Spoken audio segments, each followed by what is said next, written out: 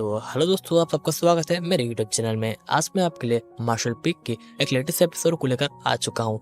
तो जैसा कि हमने लास्ट पार्ट में देखा था, यंग काय एक बंदे से लड़ता है, लेकिन वो बंदा उसे बहुत बुरी तरह घायल कर देता है और वहाँ पर वह सब लोग चले जाते हैं। लेकिन तभी वहाँ पर एक लड़की आती है और यंग काय की हेल्प करती है, उसे एक मेडिसिन की बोतल देकर एक पेड़ के पास सुलाकर वहाँ से चली जाती है। और तभी शाम के टाइम उसे होश आता है और मेडिसिन की बोतल को देखकर उस लड़की का शुक्रिया अदा करता है।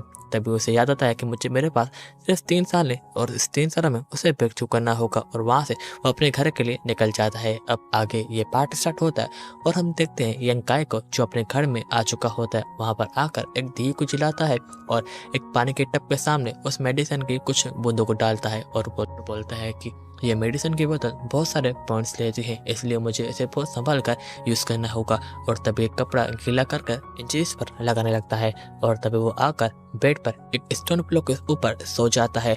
लेकिन उन जख्मों से कुछ खून की बूंदें निकलकर उस पिलो पर लगती हैं, जिससे उस पिलो के अंदर एक्टिवेट हो जाती है एक जादुई पावर और तभी वो पिलो पूरी तरह ग्लो करने लगता है। लेकिन यंग काय को वहीं पर ही नींद आ जाती है। यंग काय को देखते हैं जो अचानक से उठता है और वो एक केव में होता है और बोलता है कि ये तो वही केव है जहाँ पे मेरा ये स्टोन पिलो मुझे मिला था। ये सब के इस स्टोन पिलो की वजह से हो रहा है और उस स्टोन पिलो के ऊपर अपना हाथ मारता है, जिसकी वजह से कुछ खून उसके ऊपर लग जाता है। तभी उसे पता चलता है कि ये स्टोन पिलो एक असल में एक मैजिकल बुक है और तभी वो बुक एक दूसरी जगह जाने लगती है और यंग काय उसका पीछा करने लगता है। और तभी हम देखते हैं यंग काय पहाड़ से गिरने वाला होता है, लेकिन तभी वो रुक जाता है और पीछे देखता है उसे एक आवाज़ आती है उसी बंदे की जिससे उसने कल फाइट की थी। वो बोल रहा होता है कि यंग काय क्यों ना एक और मैच हो जा, और यंग काय उसे यहाँ वहाँ देखने लगता है। लेकिन तभी एक पंच आता है जिससे यंग काय उस पहाड़ से नीचे गिरने वाला होता है, लेकिन वो एक हाथ से पहाड़ी को पकड़ लेता है। तभी वो बंदा उसके सामने आता है और बोलता है कि तुम हार चुके हो, तुम ये मान लो और मैं तुम्हें आज़ाद कर दूंगा, बाकी तो मैं तुम्हें इस पहाड़ी से नीचे गिरा दूंगा। और यंग काय बोलता है कि नहीं, कभी भी नहीं। और तभी यंग काय बोलता है कि तुम वो हो ही नहीं, तुम जू कभी भी नहीं हो सकते, जू कभी भी मासूमा पर अत्याचार नहीं करता। और तभी वो बंदा बोलता है कि मैं जू हूँ या नहीं इससे कोई फ़र्क नहीं पड़ता, फ़र्क इससे पड़ता है तुम मेरी बातों से कन्विंस होते हो या नहीं।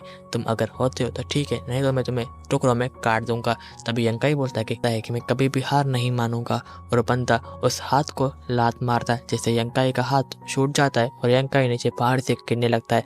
तभी वो एक पानी में आ जाता है, पानी के समंदर में नीचे गिरने लगता है। तभी वो उसका सर एक चैन के बीच में आ जाता है और चैन उसके चारों तरफ घूम जाती है और उसे मारने लगती है। लेकिन यंग काय अपने पार खिसकाने लगता है, लेकिन उसे कुछ नहीं होता। तभी उसके ब्लड की कुछ बूंदे उस पे चैन पे, जिससे वह चैन टूटने लगती है और यंग काय पानी से ऊपर जाने लगता है।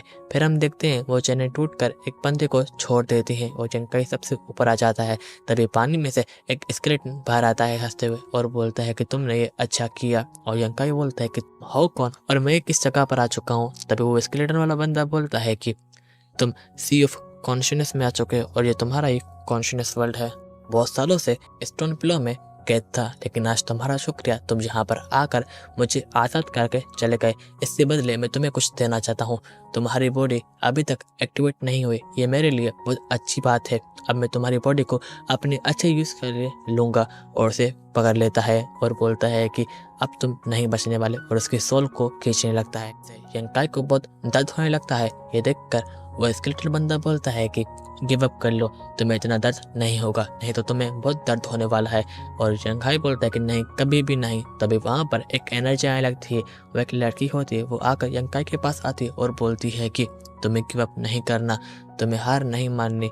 तुम इतने सालों से बुली होते आ रहे हो, लेकिन तुमने तब भी हार नहीं मानी। तभी यंग काय बोलता है कि पर इस बार मेरे पास कोई भी पॉइंट नहीं है, मेरे पास कोई होप नहीं है कि मैं जीत सकता हूँ। और वो लड़की बोलती है कि इतने सालों में तुमने पता नहीं कितने मैचेस लड़ी हैं, तुमने हर बार अपनी मौत और ज़िंदगी के बीच में जो लाइन थी उस पर क्रॉस किया है, यहाँ पर भी हार नहीं मान सकते, तुम्हें हार नहीं मानना। एक बात हमेशा याद रखना, मैं तुम्हारे दूर से हमेशा मदद रखूंगी, लेकिन जब भी तुम्हारे पास एक भी सोच होगी, तुम हार नहीं मान सकते, तुम्हें गिव अप नहीं करना। तुम्हारे पास अब भी सोच है कि तुम्हारे पास अब भी दिमाग है, तुम कैसे यहाँ से निकल सकते हो, उसे यूज़ करो, अपने पावर को पहचानो। और यंग काय बोलता है कि हाँ, आपने सही कहा, और तभी वो स्केलेटन को हाथ में पकड़ लेता है और बोलता है कि नहीं, मैं गिव अप नहीं कर सकता। तभी वो स्केलेटन बंदा बहुत तेजी से चलने लगता है और उसकी पावर यंकाई के अंदर चली जाती है और उसकी बॉडी वहीं पर ही खत्म हो जाती है।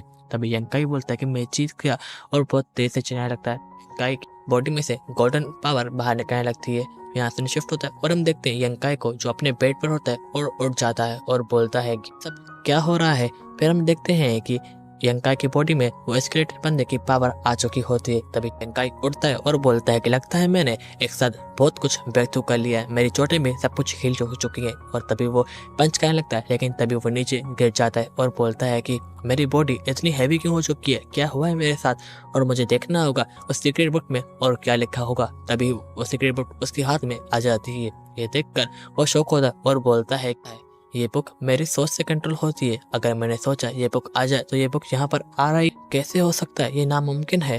तभी वो बोलता है कि क्या ये, और उठता है और बोलता है कि मैंने बहुत सारे लोगों से सुना है, पुराने लोगों के पास एक सीक्रेट ट्रेजर होता था जिसका नाम सोल स्टोन होता था। उसके पास अपना एक स्पेस होता था, अपने मालिक के हिसाब से बहुत सारी चीज़ों को अपने अंदर रख सकता था। क्या ये हो सकता है ये ब्लैक बुक भी उस सोल स्टोन से बनी हो।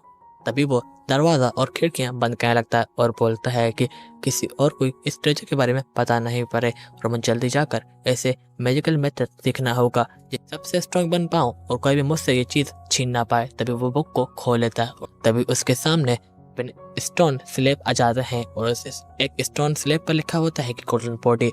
ये देखकर वो थोड़ा शौक होता है और बोलता है कि लगता है इसने अभी उस स्केलेटन मैन को एब्सॉर्ब किया है और ये फर्स्ट मेथड है गोल्डन बॉडी।